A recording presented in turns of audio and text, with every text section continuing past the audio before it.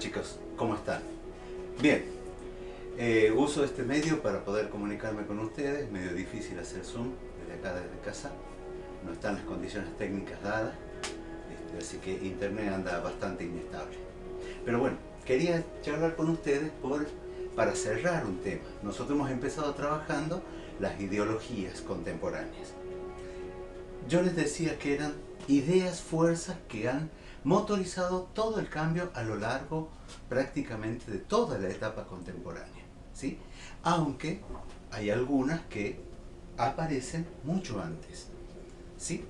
Por ejemplo, el liberalismo. Cuando hablamos de liberalismo, vamos a empezar hablando de un pensamiento, una filosofía que empieza a trabajarse en el siglo XVII, durante todo el siglo XVIII, y tiene su expresión en la práctica en la Revolución Francesa y un poco antes también en la Revolución Industrial, digamos, el liberalismo económico, y también el liberalismo con sus derechos en la Revolución Norteamericana. Y en la Revolución Francesa es un evento que cambia todo el mundo, y ese evento, ese proceso revolucionario, tiene que ver con el liberalismo, ¿sí? Las ideas fuerzas que la idea de los derechos del hombre, todo eso tiene que ver con el liberalismo, y eso se da en la Revolución Francesa. Ahora bien, siempre que hablamos 1789, ¿sí?, principios del siglo XX, hasta incluso entrado el siglo XX, ¿sí?, vamos a hablar de los derechos para un determinado grupo de personas. Tiene que ser hombre, mayor de edad, blanco, propietario, burgués, ¿sí? No obstante eso, el liberalismo representa un avance, ¿sí?, ante el absolutismo monárquico, ante la idea, digamos, de esto de que el poder viene de Dios, ¿sí?, y se encarna en un hombre, y ese hombre decide por todo, por voluntad divina, ¿sí? Acá el liberalismo lo que hace es poner un freno a ese absolutismo monárquico, ¿sí?, y salvaguardar la individualidad de los seres humanos, de los hombres en este caso, ¿sí? Y ante eso antepone, ante esa autoridad que viene de Dios, anteponer los derechos que son naturales de las personas. Este liberalismo y todo este movimiento va a cocinar, por decirlo así, los derechos civiles y los derechos políticos. El derecho a tener una religión, la que uno elija, ¿sí?, el derecho a creer, el derecho a pensar libremente, a expresarse, a elegir y ser elegido.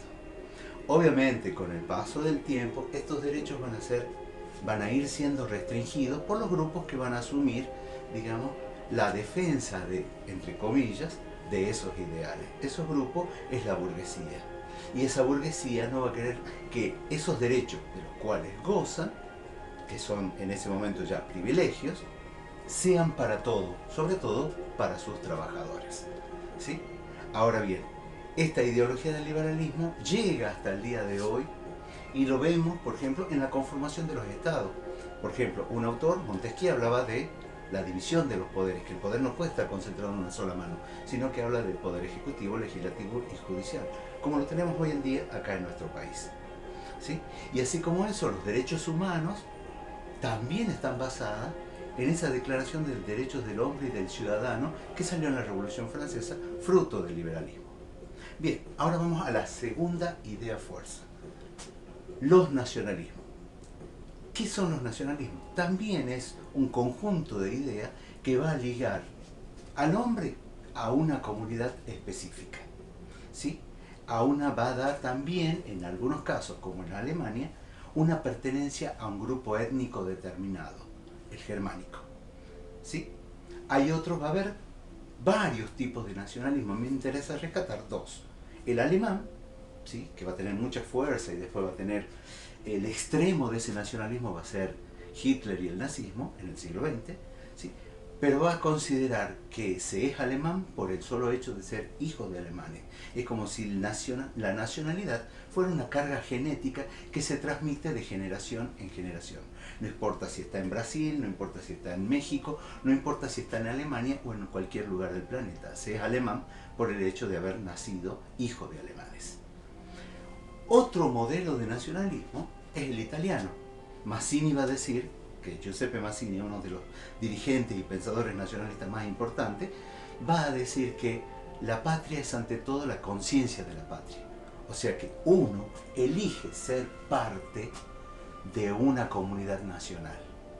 Este nacionalismo va a tender a que los estados logren, o mejor dicho, las naciones, que son el conjunto de personas que tiene una misma religión, una misma lengua, una misma historia, una historia común, ¿sí?, se asiente en un territorio y pueda desarrollarse en ese territorio.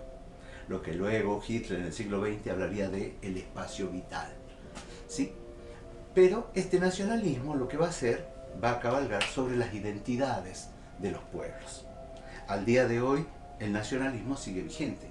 Si no, no se puede explicar, por ejemplo, lo que pasa en Cataluña, ¿sí?, o lo que pasa en los Países Vascos, o en Escocia mismo, o por qué Inglaterra salió de la Unión Europea, por ejemplo. El nacionalismo hoy está más vigente que nunca. La tercera de las ideas fuerzas o ideologías contemporáneas es el socialismo. Esta ideología surge a principios del siglo XIX, ¿sí? ¿En qué se basa? Es un conjunto de principios que trata sobre todo de asentarse sobre un valor, que es la justicia, ¿sí? Surge a consecuencia de las lacras, o mejor dicho, los problemas sociales que genera la revolución industrial, ¿sí? Obreros que trabajan largas jornadas, a los cuales se les paga un salario que solamente les sirve para subsistir, para comer, ¿sí? Niños y mujeres sobreexplotados, o sea, la avaricia de los capitalistas que exprime al obrero y sobre el trabajo de los obreros hace su riqueza, ¿sí? Ante esta situación, muchos pensadores comienzan a pensar y a elaborar teorías y formas de superar estas miserias que genera la revolución industrial y un sistema que es económico, que es el sistema capitalista, ¿sí? Ahora bien, los primeros que surgen dentro de esta corriente se llaman socialistas utópicos. El socialismo utópico va a, de alguna manera, a cabalgar, ¿sí?, o a proponer reformas que se van a hacer de manera gradual para mejorar la sociedad. Va también a, de alguna manera, tratar de convencer a quienes tienen el poder económico, el poder político, de que mejoren las condiciones de vida de los obreros. También se van a plantear una serie de reformas que mejorarían la sociedad en general y la vida de los obreros. Esta corriente va a seguir, va a tener vida, por decirlo de alguna manera, hasta 1848, que es la revolución o la primavera de los pueblos, que termina fracasando, ¿sí? Luego de esta corriente aparece una corriente que ya viene desde antes, que es el socialismo científico. Este socialismo científico tiene como principales pensadores a Carlos Marx y Federico Engels. Ambos son alemanes, ¿sí? Estos filósofos van a plantear que el cambio debe darse desde otra manera y van a llamarse a sí mismos socialistas científicos, porque tratan de alguna manera de fundamentar, argumentar su visión de la sociedad.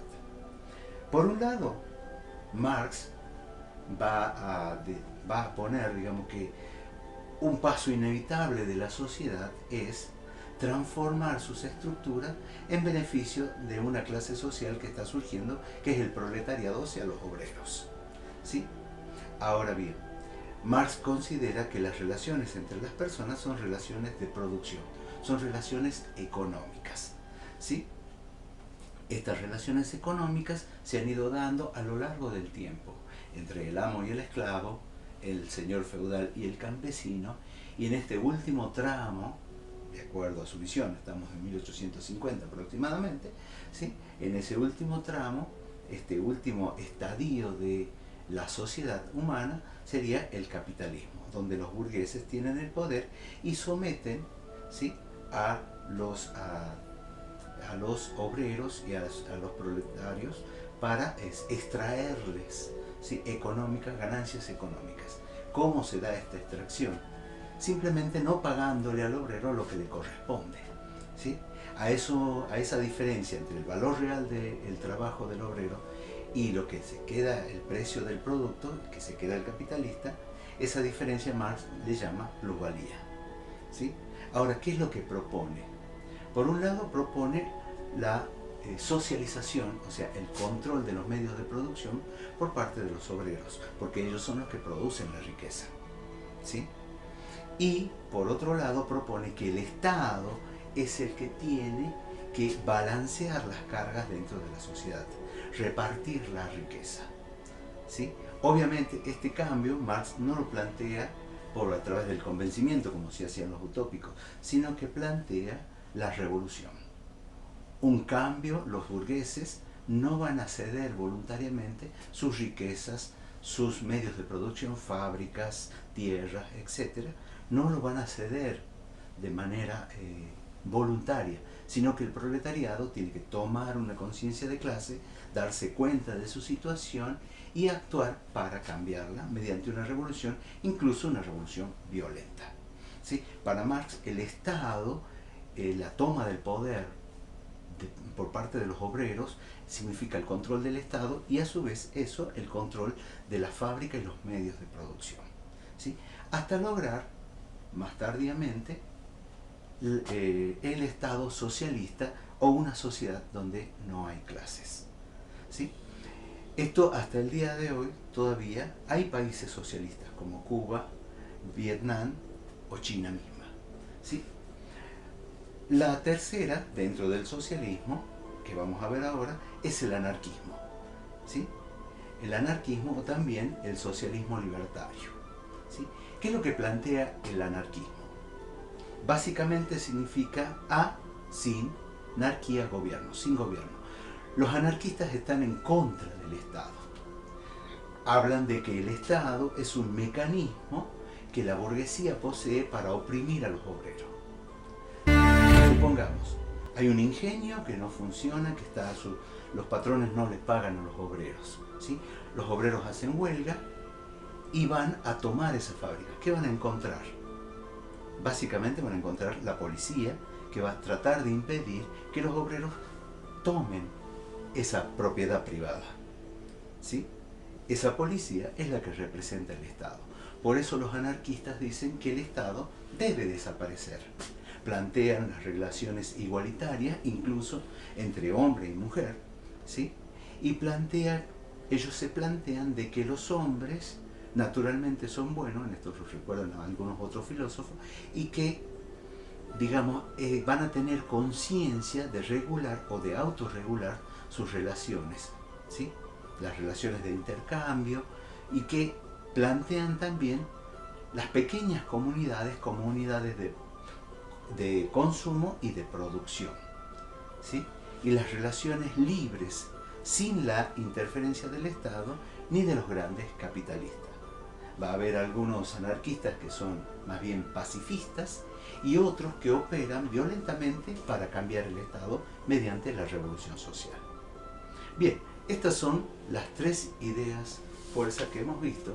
Entonces, liberalismo, el nacionalismo y, más ligada al surgimiento del movimiento obrero, los socialismos. Bien, chicos, hasta ahí, con esto terminamos y cerramos estos temas. Nos vemos.